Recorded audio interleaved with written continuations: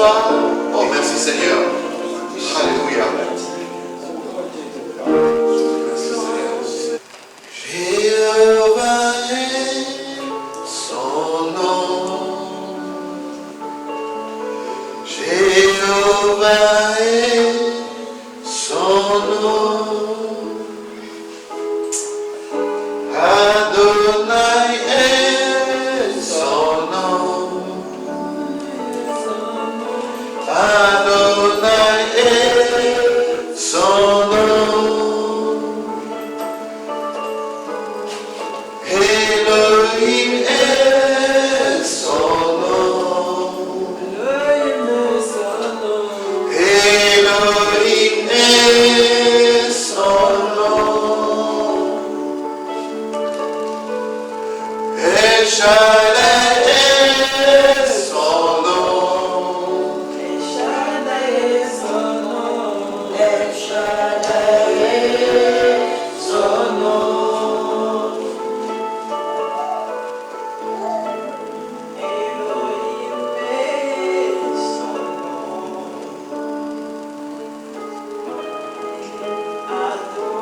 Adonai est son nom.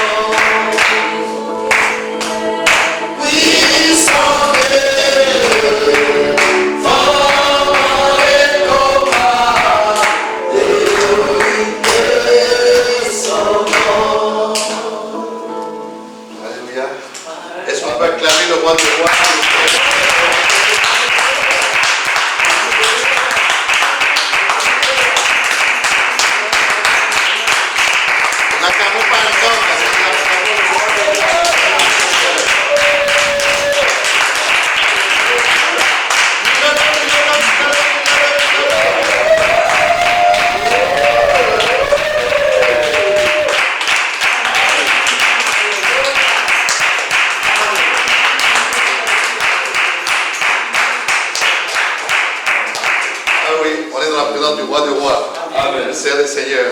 C'est pour ça que j'aime chanter toujours. Roi des nations, Dieu tout-puissant, environné de majesté, d'autorité. Roi des nations, Dieu tout-puissant, environné de majesté, d'autorité. Alléluia. Mentionnez devant le roi de rois, le Seigneur des Seigneurs. Si le roi Philippe aujourd'hui m'invite, je serais content, je serais fier. Ah, le roi m'invite. Mais là, je suis avec le roi de tous les rois de la terre. Comment voulez-vous que je ne sois pas content? Comment voulez-vous que je ne sois pas content?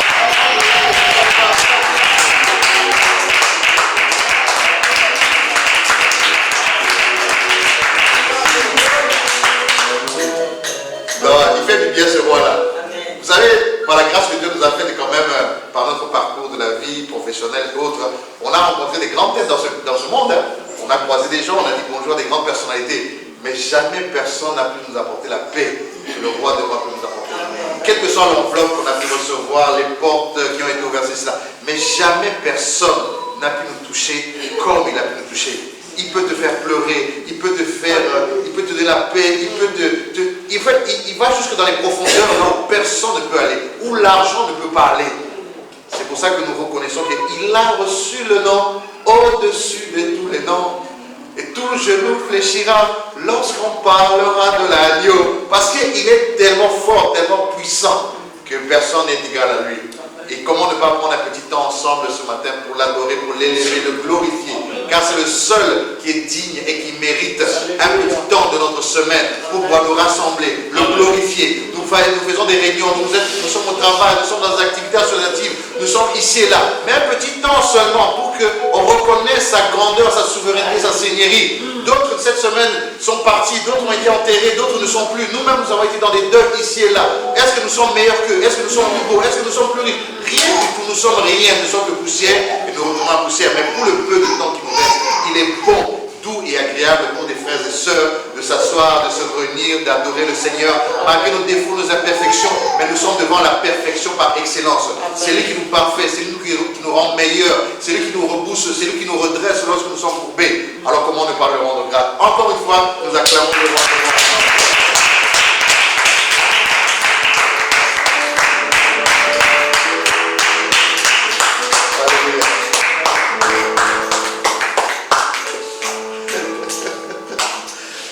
Je suis venu différent, mais là je vais rentrer différent. Parce qu'il y a quelque chose qui s'est passé tout à l'heure là.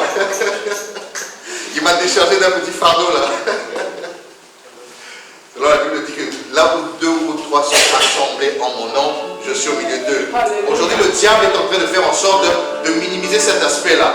Oui, nous devons prier dans les maisons, oui, nous devons prier dans les appartements, oui. Mais il n'est pas mauvais de temps en temps de se retrouver dans un endroit. Ça peut être dans une salle, ça peut être dans un parc, ça peut être whatever, quel que soit l'endroit de se réunir. Parce que lorsque les pierres vivantes, les pierres spirituelles se réunissent, il y a quelque chose dans le monde spirituel qui se passe que nous ne savons pas, mais nous ne comprenons pas. Mais lorsque nous invitons, où la Bible dit dans Matthieu chapitre 18, lorsque 2 d'entre vous s'accordent à demander quelque chose à mon Père qui est dans le cieux, cette chose leur sera accordée. C'est comme nous qui avons 4 enfants. Je suis sûr que lorsque mes enfants parfois font leur complot là-bas, ils disent bon, mettons-nous d'accord pour aller chez papa lui demander quelque chose. Et quand ils vont venir présenter, tellement je serai confronté à tous ces enfants, et quand ils vont s'asseoir devant moi, à un moment donné, je vais baisser la garde. Je dis bon, ce sont les enfants, qu'est-ce que vous voulez? Je dois leur donner quand même parce que les enfants demandent. C'est la même chose avec notre Père, à bien plus forte raison. Si nous sommes capables de le faire, le Père Céleste le fait aussi. Alléluia. Voilà pourquoi, réunis, assemblés, avec la même pensée, nous voulons élever le Seigneur, nous voulons glorifier le Seigneur, qui connaît nos vies mieux que nous-mêmes. Nous ne connaissons rien, nous ne savons rien, mais il connaît notre lendemain, il connaît notre futur. Car c'est lui qui a dit, car je connais les projets de paix et de bonheur que j'ai formés sur chacun de vous, afin que vous ayez de l'avenir et de l'expérience. Notre avenir, on ne le connaît pas, notre futur, on ne le connaît pas, mais lui, le roi de rois, le maître des temps et des circonstances, l'alpha et l'oméga, le commencement et la fin, le maître des temps connaît toutes choses. Voilà pourquoi nous venons seulement pour le glorifier. Alléluia. Il a reçu le nom, au-dessus de tous les noms. Il a reçu le nom, au-dessus de tous les noms. Tout genou fléchira lorsqu'on parlera de l'agneau. Tout genou fléchira que Jésus est le Fils de ton amour.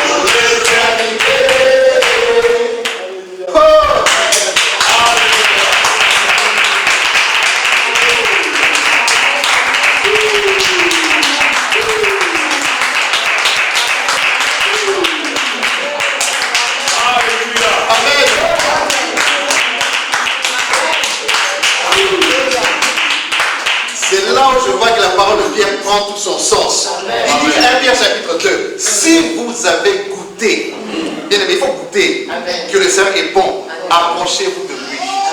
Alléluia. Vous formez une maison spirituelle, un saint sacerdoce, la maison céleste. Alléluia. Voilà que nous accomplissons la parole et le Seigneur prend le contrôle dessus de tout. Et David a dit, porte et levez vos linteaux, afin que le gloire de pouvoir fasse son entrée. Et lorsqu'il fait son entrée, il prend possession de cœur, il prend possession des vies, et c'est lui qui est glorifié, et il nous libère. Car il a dit, venez à moi, vous tous ceux qui êtes fatigués, car je vous donnerai le repos. Car mon joug est doux. Le Seigneur est doux, le Seigneur est bon, God is good and he never change.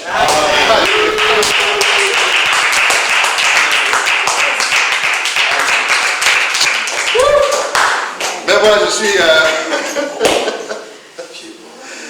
Dieu est bon.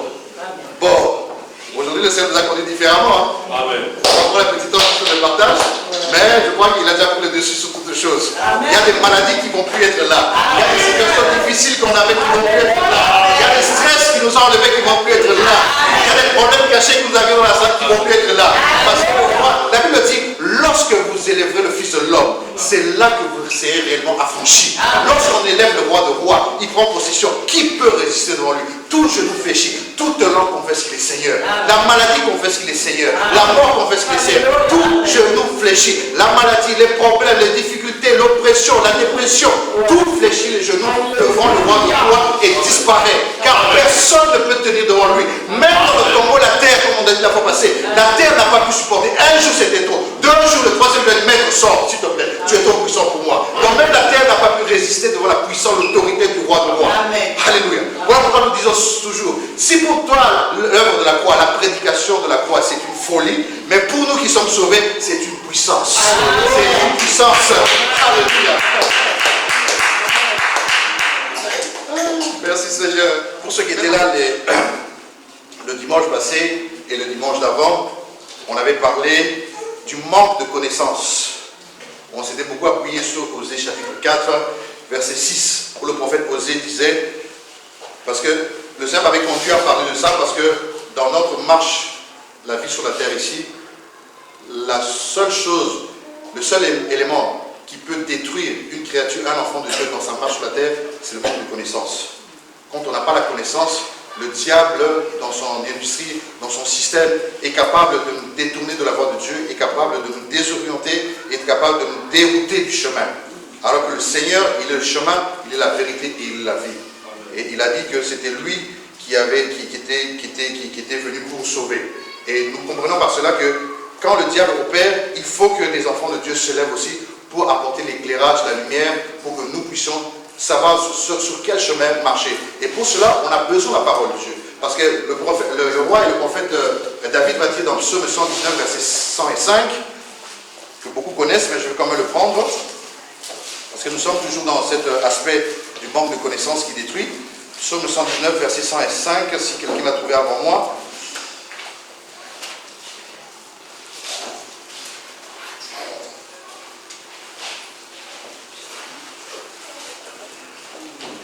Psaume 119, versets 100 et 5. Ok, je leur dis Seigneur, la Bible dit, ta parole est une lampe à mes pieds et une lumière sur mon sentier. Ta parole est une lampe à mes pieds et une lumière sur mon sentier. Alléluia. On garde ça. On va maintenant voyager un peu. On va aller chez notre frère Jean. Apocalypse chapitre 19, à partir du verset 11 à 13. Si quelqu'un peut m'aider. Amen. Puis je vis le ciel ouvert, et voici parut un cheval blanc. Celui qui le montait s'appelle Fidèle et Véritable. Et il juge et combat avec justice. Ses yeux étaient comme une flamme de feu. Sur sa tête étaient plusieurs diadèmes. Il avait un nom écrit que personne ne connaît, si ce n'est lui-même. Et il était revêtu d'un vêtement teint de sang, son nom est la parole de Dieu. Amen. Amen. Quand nous voyons, pour ceux qui ont la connaissance et le discernement, La description de 11 à 12, ça nous fait penser à qui?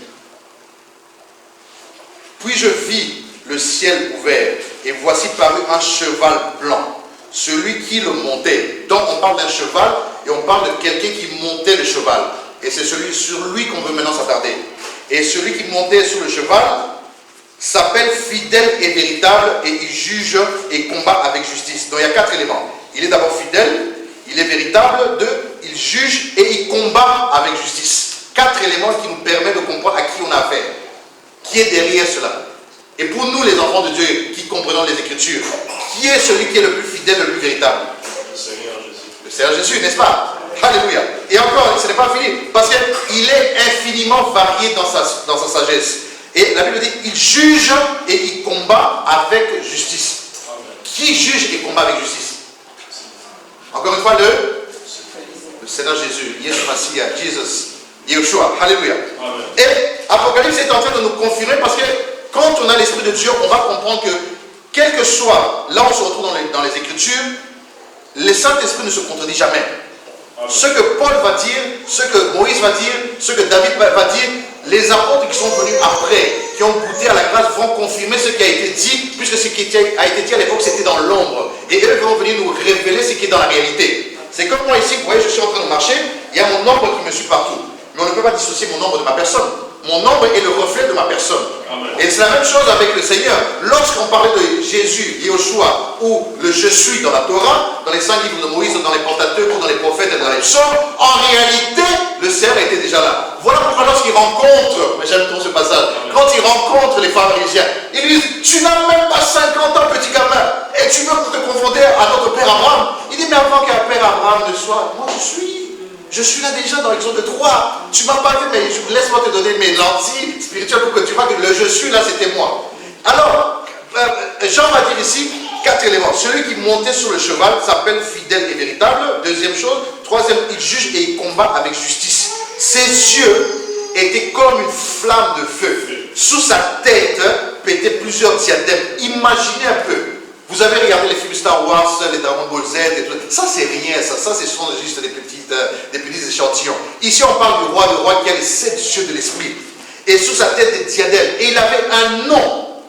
Il a reçu le nom, au-dessus de tous les noms, que personne ne connaît si ce n'est que lui-même. Quand il rencontre la femme samaritaine au puits de Jacob, il a fallu qu'il se révèle à cette femme et que cette femme réalise que non, c'est le Messie qui nous avait été annoncé et c'est celui-là qui est en train d'opérer devant moi. Lorsqu'il a eu la révélation de la personne qui lui a dit, tu as eu 5 maris et ton petit copain est en train d'attendre au moment où tu es venu en train de puiser l'eau ici. Mais je suis le 7e de la perfection qui vient de parler maintenant. Tellement bouleversée, elle va dire dans toute la Samarie que venez voir celui qui m'a dit, qui m'a raconté ma vie pour qu'elle sache que c'était celui-là qui était envoyé. Alléluia. Amen. Et on dit ici, son nom que lui-même ne connaissait, que personne ne connaissait, est la parole de Dieu. Voilà pourquoi devant la Samaritaine, elle dit, mais on nous avait dit que le Messie devait venir. N'est-ce pas toi, puisque tu me dis ces choses dont on avait énuméré dans les descriptions de ce qu'il allait faire? Il dit, c'est là où Jésus, Yeshua, Jesus se révèle pour la première fois. Il dit, c'est moi qui te parle. C'est là où on comprend dans la révélation que c'est là où l'homme, l'époux, vient se révéler à son épouse. L'image de l'époux et de l'épouse, c'est là où l'époux Christ se révèle à la femme samaritaine. Parce que personne ne pouvait le savoir à part lui-même. Et c'est ce jour-là qu'il dit à la femme samaritaine, oui, c'est moi qui te parle. Et c'est là qu'on comprend comment est-ce que Jean, qui a eu la révélation sous l'île de Patmos, dans Apocalypse en français, qui veut dire Apocalypse, c'est-à-dire l'action de ôter le voile, où Jean a été ravi au ciel et il a révélé tout ce qui était caché, il a décortiqué toutes les prophéties qui étaient déjà annoncées. Et c'est là qu'on voit que David dit dans le psaume 119, 105, « Ta parole est une lampe à mes pieds et une lumière sous mon sentier. » Alors, pour nous les enfants de Dieu qui marchons, parce que nous sommes sur la terre comme des pèlerins, nous sommes en train de marcher. Nous sommes en train de marcher comme les enfants d'Israël qui étaient sortis d'Égypte. Dieu nous a pris du monde, il nous a sortis du monde et il est en train de nous faire marcher vers un but. Mais pendant ce temps-là, dans notre marche, il est en train de nous travailler dans notre caractère, il est en train de nous débrouiller, il est en train de nous changer. Il pourrait le faire en un coup, mais le Seigneur n'est pas brutal parce qu'il est doux. La Bible dit dans Matthieu 11, 28, « Venez savoir vous tous qui est fatigué, je voudrais de repos. » Car, il justifie pourquoi? Car mon joug est doux. Donc le Seigneur est très doux. Il n'est pas brutal. Il n'est pas comme certains là-bas, si tu crois pas, on te tue, on te massacre, on te traite de... Non, non, le Seigneur est doux, il laisse le temps. Il est lent à la colère et riche en bonté.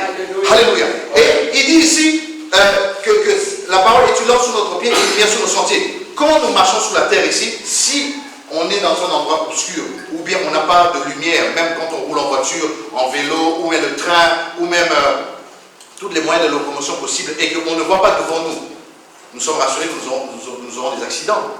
Nous sommes rassurés que nous allons faire beaucoup d'infractions, que nous allons brûler des feux, enfin, il n'y aura pas de feu, mais nous allons pas voir devant nous pour savoir est-ce qu'il y a des obstacles, est-ce qu'il y a des personnes, est-ce qu'il y a des voitures, est-ce qu'il y a d'autres situations compliquées, ou est-ce qu'il y a un trou devant nous. On ne verra pas. Voilà pourquoi on a besoin de la lumière.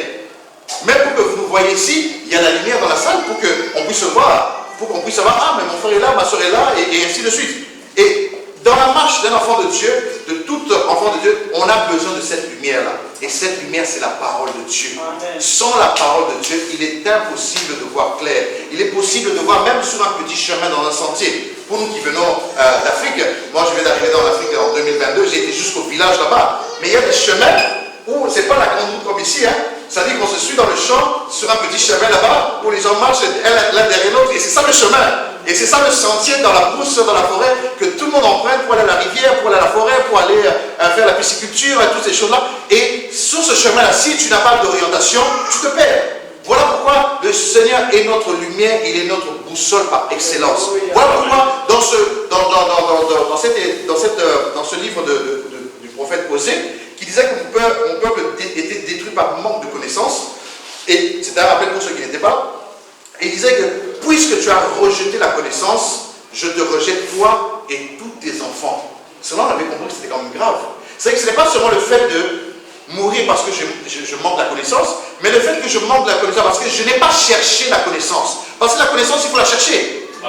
Le médecin Luc, qui a écrit l'évangile de Luc, la Bible dit qu'il a fait des recherches et des investigations. Même tous les prophètes attendaient avec un ardent désir que le Messie vienne. Ils attendaient, ils fouillaient, ils se posaient la question, est-ce que c'est lui, est-ce que c'est lui? Ils cherchaient, ils essayaient de trouver si c'était lui ou pas. Et si on ne fait pas de recherche, on ne peut pas évoluer. C'est comme quand on va à l'école. Quand on va à l'école, on est en première, en deuxième, en troisième, en quatrième. Quand on évolue, on monte en niveau, il faut croître en connaissance aussi. On ne peut pas rester dans le même état dans lequel nous étions jadis et évoluer, avoir des opportunités de travailler dans une société ou bien se développer dans son entrepreneuriat, dans son entreprise. Et parce que le monde évolue, la technologie évolue, toutes les choses autour de nous évoluent. Et nous aussi, par rapport à notre foi, notre marche sur la terre, on a besoin de croître en connaissance. Voilà pourquoi il a dit, je te rejette toi et tes enfants. Et on a compris que c'était grave, mais gloire soit rendue à Dieu qu'il avait un plan B. Le prophète Osée va venir dire dans Osée chapitre 6, verset 3, il dit, connaissons et cherchons à connaître, car sa venue est certaine que celle de l'aurore. Donc ça veut dire que certainement le Seigneur qui avait été annoncé, il viendra et il viendra certainement. Donc ne restons pas statiques, ne restons pas dans notre confort, en train d'attendre, cherchons aussi, parce qu'il se révèle au travers de sa parole. Voilà pourquoi la Bible dit que ta parole est une lampe à mes pieds et une lumière sur mon sentier. J'ai besoin de cette parole. C'est pour ça que Josué chapitre 1er verset 8, on va pas avancer directement avec ça. Comme le timing est avancé, je crois que c'est après Deutéronome. Hein. Après les 5 livres de Moïse, Josué chapitre 1er verset 8. Que ce livre de la loi ne s'éloigne point de ta bouche, mais médite-le jour et nuit pour agir fidèlement selon tout ce qui est écrit. Car c'est alors que tu auras du succès dans tes entreprises. C'est alors que tu réussiras. Alléluia. Amen. Amen. Alors, Josué, encore une fois, ne va jamais contredire David. David ne va pas contredire Jean. Jean ne va pas contredire non plus les anciens. Parce que, 1 Corinthiens chapitre 12, on nous parle des différents dons spirituels. Mais tous les dons spirituels opèrent avec le même esprit. Amen. On ne peut pas avoir deux esprits différents. Voilà pourquoi lorsque nous marchons dans la foi, même dans l'enseignement, lorsqu'on voit des enseignements qui se contredisent, on voit qu'il y a un problème. Amen. On voit que c'est un fou étranger. Amen. Mais nous qui avons le discernement, nous avons le Saint-Esprit, nous pouvons analyser que là, il y a un sur roche. Comment est-ce que le Saint-Esprit là est en train de dire des choses qui contredisent les Écritures? C'est là où on se lève maintenant comme des béréens. On se dit non, s'il vous plaît, là expliquez-nous, il y a un problème là. Parce que bien aimé, l'enseignement là, c'est la nourriture spirituelle. C'est la nourriture de la voix. Luc 4 ou Matthieu 4 dit, l'homme ne vivra pas que du pain, mais de toute parole qui sort de la bouche d'Adonai, qui est la parole de Dieu. C'est ce qu'on a vu maintenant. Mais si cette parole là, elle est polluée, si elle est périmée, bien aimé, on aura des problèmes de croissance. On va grandir avec des courbatures. Donc ça a déformé lorsqu'on va commencer à marcher. Et c'est pas le but. Le Seigneur veut nous redresser. Vous comprenez? Donc c'est sur la paix spirituelle que je parle ici. Alors il dit dans Josué chapitre 1er, c'est un livre que nous connaissons, que nous avons répété, même la mise en pratique de ce livre ou de cette parole, quand on se regarde bien avec humilité, moi le premier, il est possible que parfois on oublie un peu. Il est possible parfois qu'on mette de côté. Je ne parle même pas de vous, je parle de moi. Je mets moi d'abord en premier dans la situation. Parce qu'on est des êtres humains, on travaille, on est à l'école, on est au travail, on a des enfants, on a des activités, et parfois la distraction vient, on a la télévision le soir, et puis le smartphone dans notre main, et on est tellement pollué par beaucoup de choses, parfois on est un peu distrait. Et ça, le Seigneur peut-être veut nous rappeler à l'évidence, à l'importance des choses spirituelles pour qu'on puisse croître. Il dit que ce livre de la loi ne s'éloigne point de ta bouche. Donc on comprend qu'on parle du livre, on parle de la parole qui doit être liée à notre bouche. Si on regarde les Juifs à l'époque, même aujourd'hui à Jérusalem, en Israël, ils ont leur manière de prier, de réciter. C'est toujours, je crois qu'ils mettent quelque chose autour de la main, comme ça, il faut répéter la parole, la Torah, parce que pour eux, ils ont conscience de l'importance de la parole. Donc la Torah, les rouleaux sont liés à la bouche. Lorsqu'on médite, on répète les paroles, et c'est une puissance, parce que la parole de Dieu nous dit, mes paroles sont esprit et vie. Donc lorsqu'on récite la parole, lorsqu'on médite la parole, on mange le rouleau et on déclare ces paroles-là, en fait on déclare des paroles puissantes qui viennent de l'Esprit de Dieu. Alors il dit,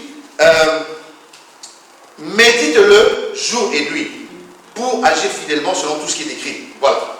Médite-le jour et nuit. Regardez dans la génération dans laquelle nous sommes aujourd'hui. Ce n'est pas une génération facile, hein? On est pollué par beaucoup de choses. Le smartphone, là, le téléphone là, qui est devant nous, là, ce téléphone-là qu'on nous sert pour faire ce live là, sur TikTok ici par exemple. Ce téléphone-là, lorsqu'on aura fini, je vais le prendre en main, c'est pour téléphoner, c'est pour aller sur WhatsApp, sur mes mails, sur mes messages et tout ça. Mais si tu n'es pas attentif, tu n'as pas le discernement, il va tellement te prendre ton temps que tu vas même oublier qu'il faut méditer. Ce même outil-là qui est une bénédiction peut être aussi une malédiction pour toi. Voilà pourquoi il faut beaucoup de discernement pour savoir assujettir en fait ces matériels, ces voitures, toutes ces choses matérielles que Dieu nous donne. Même l'argent qui est maman, parce que sur l'effigie de la monnaie ou de l'argent, ce n'est pas l'effigie de Dieu. Il y a une image, il y a un homme qui est derrière, il y a un esprit. Et voilà pourquoi si nous n'avons pas l'esprit de Dieu, l'argent peut devenir notre maître, alors que nous devrions être le maître de l'argent. Parce qu'il est capable de nous faire des choses impossibles. Aujourd'hui, tu n'avais pas d'argent, Dieu te bénit avec 1 million, tu vas commencer à penser à tout ce que tu n'avais pas eu dans ta vie, tu n'as pas fait dans ta vie, et Satan va venir t'injecter des pensées que tu vas commencer à faire des choses qui ne se faisaient pas avant. Et c'est là où maintenant il faut veiller. C'est pour ça que je dis, ces smartphones que nous avons, ces tablettes que nous avons, c'est bien, mais il faut faire très attention. Parce que vous allez remarquer que quand bien même on a des applications sous Android ou bien sur iOS et tout ça, qui permet de télécharger même la Bible. Vous allez voir qu'on a la Bible en téléchargement d'application, mais pour aller dessus, tu vas aller sur WhatsApp, tu vas aller sur Instagram, tu vas aller sur TikTok, tu vas aller sur Facebook, mais pour aller dans la Bible qui est là, tu ne vas même pas aller. Comment? C'est là où on comprend que c'est sûr que ce n'est pas dans l'esprit. C'est là maintenant on doit maintenant être conscient, parce que je travaille dans un domaine où je suis avec le téléphone H24, bon, sauf la nuit. Mais quand je ne veille pas, moi parfois je me dis, oh, mais comment ça se fait que j'ai passé autant de temps sur le téléphone, je n'ai même pas médité, j'ai passé. C'est là où le Seigneur t'interpelle, mon fils. Tu fais ça, mais là, le plus important, pourquoi tu l'oublies? Et ça, on se retrouve parfois devant des épreuves, devant des obstacles. Au lieu que cette parole qui est censée te nourrir pour te guider sur ton chemin, sur ton sentier, tu n'as pas le soubassement de la parole. Et c'est là où Satan maintenant profite pour te faire faire des choses qui ne sont pas bonnes. Parce que la parole n'est pas avec toi dans ta bouche, elle est loin de toi. Alors il dit, médite-la jour et nuit, pour agir selon tout ce qui est écrit. Vous voyez, on a toute la parole qui est devant nous, dans les applications, sous format de papier. Mais la Bible dit, pour pouvoir agir fidèlement selon ce qui est inscrit, il faut la méditer. Et c'est là où le diable vient maintenant. Il vient maintenant nous distraire, il vient maintenant nous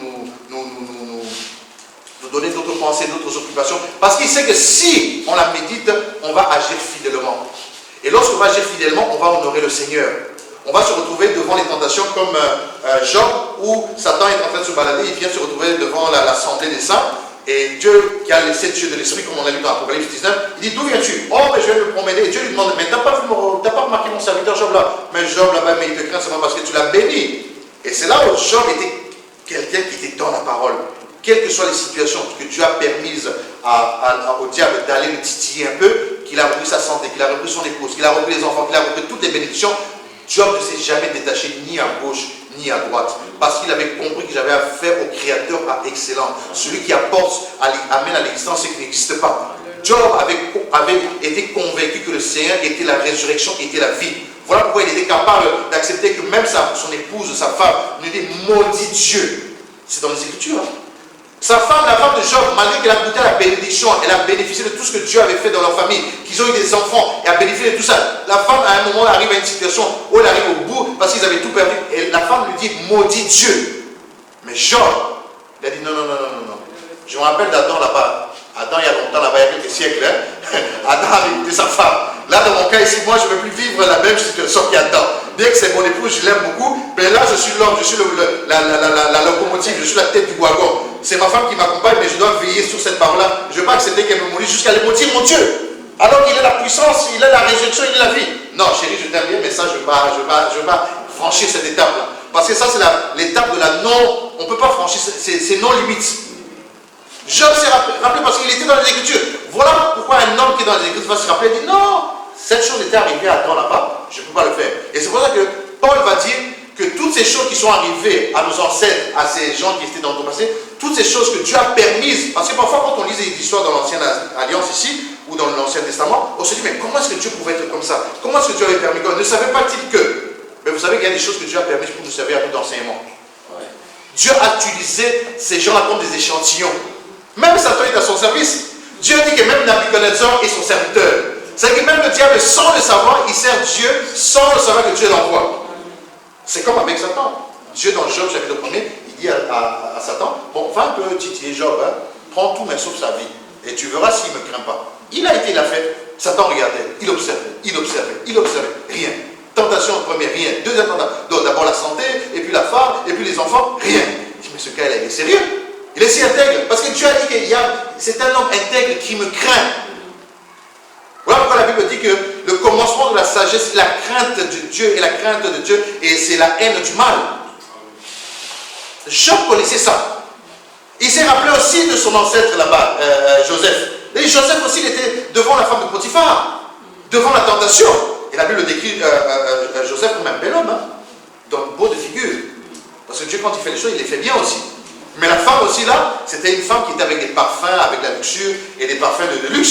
C'était pas n'importe quelle femme. C'est quand tu regardais cette femme, sûrement que tu pouvais être séduit par son odeur, par son éclat, parce qu'elle était. Mais Joseph a dit non.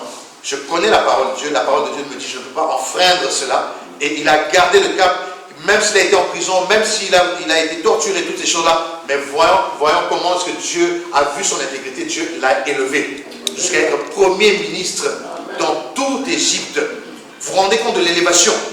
Tout ça parce que Job avait tenu. Mais pourquoi? Parce qu'il méditait la parole de Dieu ici qui dit que c'est alors que tu médites jour et nuit pour agir fidèlement selon tout ce qui est écrit. C'est alors que tu auras du succès dans tes entreprises, c'est alors que tu réussiras.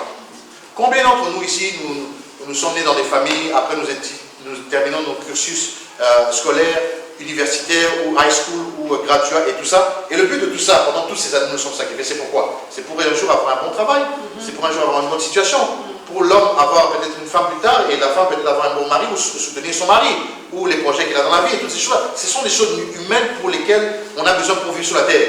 Mais pour réussir selon Dieu, il faut, comme il dit ici, c'est alors que tu auras du succès, c'est alors que tu réussiras dans tes entreprises. Donc même l'entrepreneuriat, la Bible en parle. Donc Dieu est partout au fait. Dieu ne traite pas seulement des problèmes spirituels, même l'entrepreneuriat, même le commerce, même les activités de la vie, Dieu a les yeux dessus. Amen. Dieu dit que pour que tu réussisses dans tes entreprises, pour que tu réussisses dans tes projets, il faut que tu médites ta parole pour agir fidèlement. Parce que ça sous-entend que si tu ne médites pas, tu ne pourras pas agir fidèlement.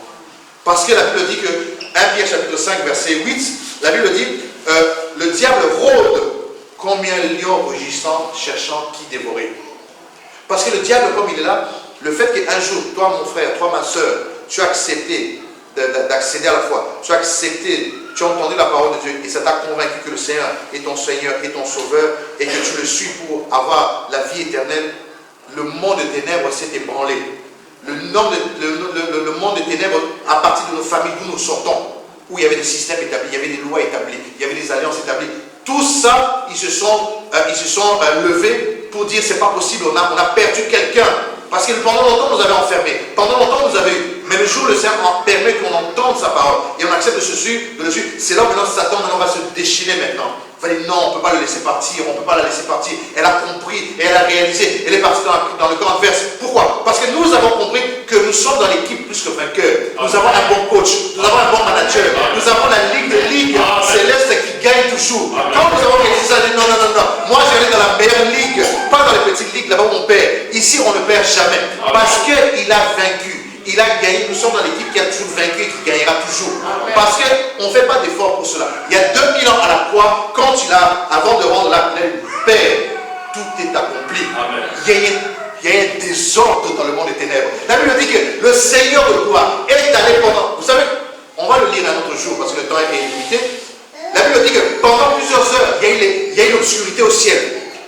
Quand le Seigneur il y a eu les ténèbres, il y a eu l'obscurité. Parce que c'est à ce moment-là que dans le monde invisible que nous ne voyons pas, le Seigneur a été reprendre les clés où étaient enfermés tous ceux d'avant pour libérer les captifs.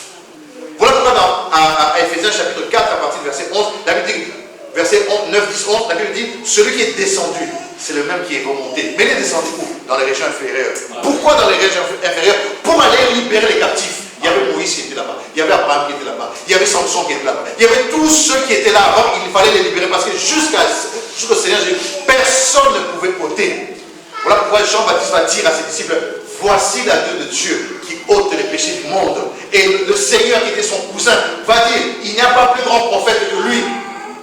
Parce que c'était le seul qui était capable. Avant lui, personne ne pouvait ôter les péchés. On pouvait seulement couvrir le péché avec le sang des animaux, avec les rituels annuels, avec le grand sacrificateur au jour de Yom Kippour, une fois dans l'année pour ses propres péchés, les péchés du peuple, où on devait l'attacher avec 2 chaînes pour entrer dans le temple. Et quand il passait le parvis, il arrivait dans le Saint des Saints, il fallait que les anges soient là pour le scanner, pour voir s'il était dans un péché ou pas, sinon ils allaient le foudroyer.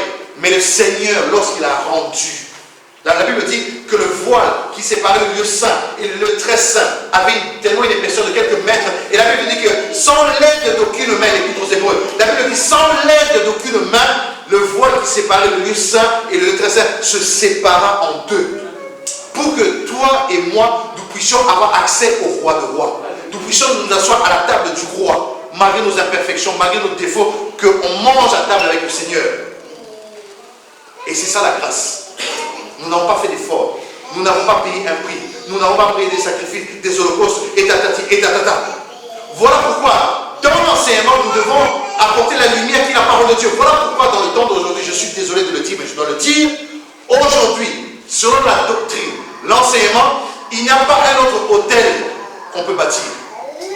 Il n'y a pas un autre hôtel qu'on va te dire d'acheter, de l'appeler 100 €, 500 €, 1000 €, 1000 $ et de venir bâtir un hôtel dans ta chambre, dans ta maison, pour que le Seigneur se glorifie. Ça n'existe pas. Selon la Bible et les Écritures, ça n'existe pas. Parce que l'hôtel par excellence a déjà été établi, a déjà été fait. C'est-à-dire que le Seigneur a déjà payé le prix. Il n'y a pas plus grand sacrifice que le sang de l'agneau. Donc derrière ça, nous comprenons que le commerce est rentré. Les marchands du temple sont en train de faire leur travail. Parce que lorsqu'on te dit d'apporter 1000 $, 5000 $ pour bâtir un hôtel, ça dit qu'on est en train de remettre en cause l'œuvre de la croix. On est en train de dire indirectement que le Seigneur n'a rien fait. Dites aux gens, à l'assemblée, dites aux gens que nous avons tel projet pour l'église, nous avons telle mission, nous voulons soutenir les orphelins, nous voulons soutenir les veuves, nous voulons bâtir un orphelinat. Dites aux gens, apportez les biens que vous avez, les moyens que vous avez parce que nous avons un projet. Et avec cet argent, nous allons mettre ça ensemble pour accomplir ces projets. Mais ne détournez pas l'attention du peuple de Dieu parce que nous sommes des béliers. Quand nous regardons ça, il y a l'oreille qui est là, il y a l'esprit de Dieu qui a dit non, il y a un problème.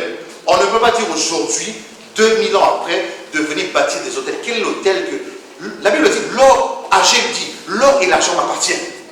Donc, avec quoi est-ce qu'on peut venir corrompre le Seigneur? Avec quel argent? Avec quelle monnaie?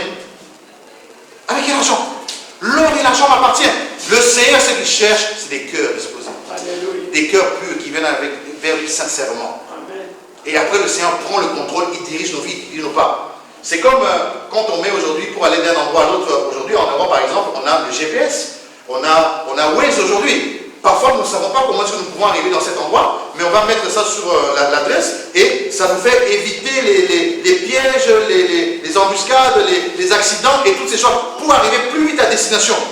Mais attendez, si sur le plan physique et mental, nous avons des gens avec leur intelligence que Dieu leur a donnée, sont capables de créer des outils, des des applications pour nous permettre de gagner du temps, d'éviter des problèmes, tout ça. À bien plus forte raison, le roi de roi. À bien plus forte raison, le Créateur par excellence. Donc, qui est notre boussole?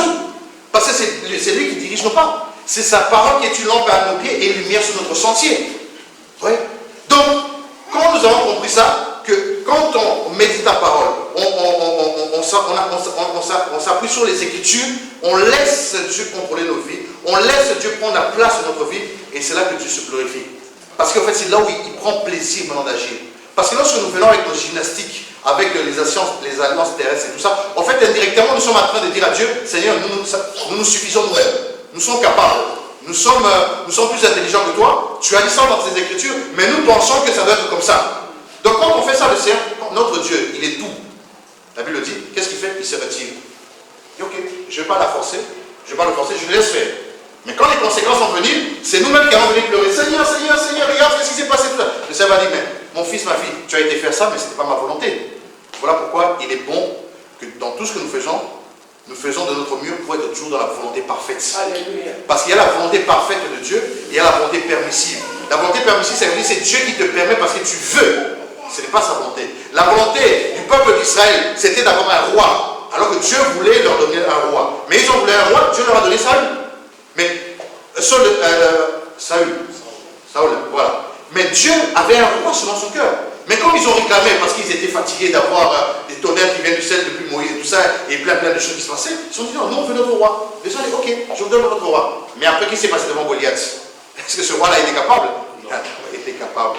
Donc c'est pour ça que je dis, par rapport à ces alliances-là, faisons attention. Faisons en sorte d'être dans la parole de Dieu, dans les Écritures. Parce que tout passera sauf la parole de Dieu. Aujourd'hui, moi, je peux te faire, avec l'art oratoire, je peux te faire...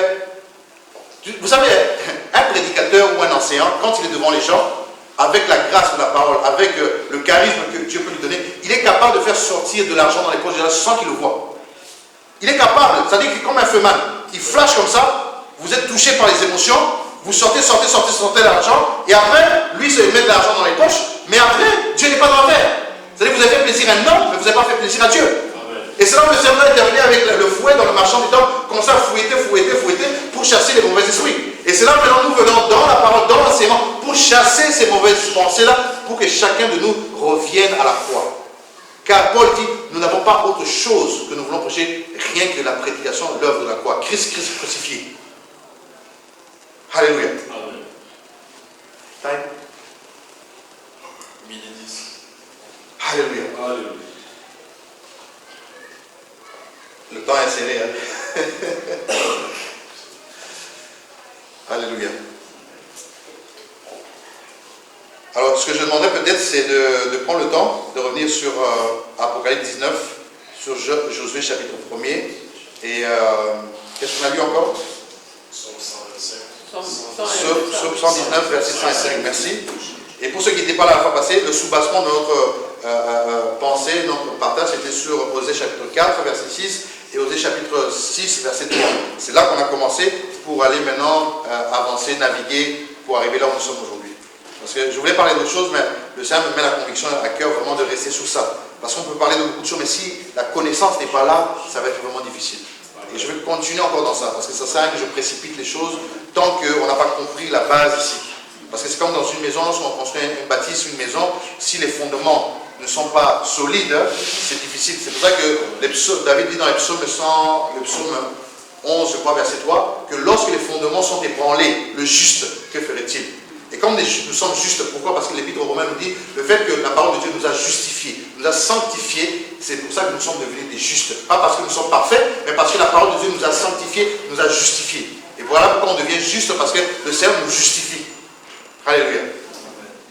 Et on bénit le Seigneur pour ce jour, pour ceux qui ont pu être disponibles d'être là aujourd'hui avec nous en présentiel, pour ceux qui ont pu se connecter pour nous suivre également. Que Dieu vous bénisse, que Dieu vous assiste et vous fasse du bien, quel que soit le domaine dans lequel vous vous attendez au Seigneur. Et je crois que par la foi, il a déjà fait.